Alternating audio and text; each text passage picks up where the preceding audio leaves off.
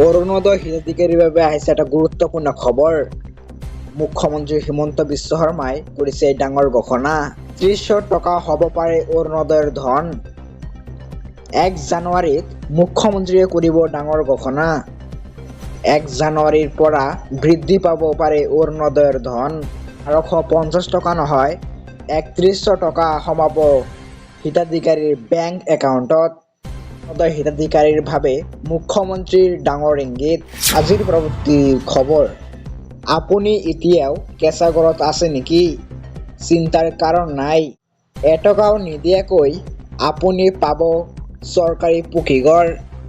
চৰকাৰী পকীঘৰৰ তালিকাত সোমাইছে বহু ভুৱা হিতাধিকাৰীৰ নাম। আপোনাৰ যদি কেঁচা ঘৰ আছে তেন্তে আপুনি পাব পকীঘৰ।